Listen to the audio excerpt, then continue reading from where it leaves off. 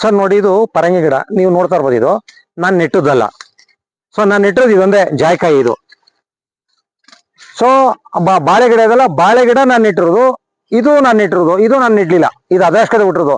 ನೋಡಿ ಯಾಕೆ ಮರ ಗಿಡಗಳು ಬೇಕು, ಹಣ್ಣಿನ ಗಿಡಗಳು ಯಾಕೆ ಬೇಕು ಅನ್ನೋದು ಇದೇ ಸಾಕ್ಷಿ. ನೋಡಿ ನಾನು ನೆಟ್ಟದಲ್ಲಿ ಹೆಂಗ್ ಗೊತ್ತಿದು, ಹಕ್ಕಿ ಪಕ್ಷಿಗಳು ಎಲ್ಲೋ ತಿಂದದು ಹಣ್ಣು ತಂದಿಲ್ಲ ನಾಟಿ ಹಾಕತ್ತದು, ಇದು ಅದೇ ಬೆಳ್ಕೊಂಡಿರೋದು ಇದು. ನೋಡಿ ಕಳೆ ಯಾಕೆ ಬಿಡ್ಬೇಕು ಅನ್ನೋದು ಇದೇ ಸಾಕ್ಷಿ. ಕಳೆಯ ಮಧ್ಯೆ ಇದು ಬೆಳ್ಕೊಂಡಿದೆ. ಇದು ನಾನು ಬೇಕಾದ್ರೆ ನಾನು ಇದನ್ನ ತಿನ್ನೋಕ್ಕೂ ಯೂಸ್ ಮಾಡ್ಕೋತೀನಿ. ಮತ್ತೆ ನಾನು ಜೀವಾಮೃತ ಮಾಡ್ಬೇಕಾದ್ರೆ ಇದೇ ಸಿಹಿ ಹಣ್ಣು. ನನಗೆ ಬೇಕಾದ್ರೆ ಜೀವಾಮೃತ ಮಾಡೋದಕ್ಕೆ ಸಿಹಿ ಏನಾದ್ರು ಬೇಕು, ಸಿಹಿ ಆಗಿರೋದು ಹಣ್ಣು ಯಾವ್ದಾದ್ರು ಆಗುತ್ತೆ. ಸೊ ಇದನ್ನ ನಾನು ಅದಕ್ಕೆ ಹಾಕ್ತೀನಿ, ಜೀವಾಮೃತ ಮಾಡ್ಬೇಕಾದ್ರೆ ಹಾಕ್ತೀನಿ. ನನ್ನ ವ್ಯವಸಾಯದ ಮೂಲ ಜೀವಾಮೃತನೇ ಮೇಜರು.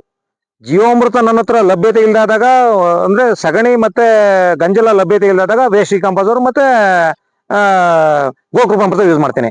ಅದಿಲ್ಲ ಅಂದ್ರೆ ಇದೇ ಮೇಜರು, ನನ್ನ ಜೀವಾಮೃತನೇ ಮೇಜರು. ಸೊ ಈಗ ಹಣ್ಣು ಬೆಳ್ತಾ ಇದೆಯಲ್ಲ, ಹಣ್ಣು ಸಿಕ್ತಾಗ ಬೆಲ್ಲದ ಬದಲು ಇದನ್ನು ಯೂಸ್ ಮಾಡ್ಬೋದು. ಕಳೆ ನೋಡಿ ಎಷ್ಟೊಂದು ಜೋರ ಕಳೆ ಬೆಳೆದಿದೆ. ಕಳೆ ನೋಡಿ ಕಾಂಗ್ರೆಸ್ ಕಡೆ ಇದೆ, ಬೆಳವಣಿಗೆ ಎಷ್ಟು ಕಾಂಗ್ರೆಸ್ ಕಡೆ ಇದೆ. ಏನಕ್ಕೆ ಬತ್ತು ಅಂತಂದ್ರೆ, ಕಾಂಗ್ರೆಸ್ ಕಡೆ ಇಲ್ಲಿ ಬ್ರಷ್ ಮಾಡಿದೆ. ಲಾಸ್ಟ್ ಟೈಮು ಇದನ್ನ ಹಾರ್ವೆಸ್ಟ್ ಮಾಡ್ಬೇಕಾಗತ್ತು, ಅಡಕೆ ಹಾರ್ವೆಸ್ಟ್ ಮಾಡ್ಬೇಕಾದ್ರೆ ಅವ್ರು ಎಕ್ಬೇಕಲ್ಲ, ಆಗ ಅಲ್ಲ ಫುಲ್ ಬ್ರಷ್ ಮಾಡಿದೆ. ನೆಲ ಕಾಣೋವರೆಗೂ ಬ್ರಷ್ ಮಾಡಿದ್ನಲ್ಲ, ನೋಡಿ ಆ ಬೀಜ ಉಟ್ಕೋತಲ್ಲಿ. ಇಲ್ಲ ಅಂದ್ರೆ ಯಾವುದೇ ಕಾರಣಕ್ಕೂ ಆ ಬೀಜ ಉಡೋದೇ ಇಲ್ಲ. ಎಲ್ಲಿ ಕಳೆ ಇರುತ್ತೆ ಅಲ್ಲಿ ಕಾಂಗ್ರೆಸ್ ಗಿಡ ಬರಲ್ಲ.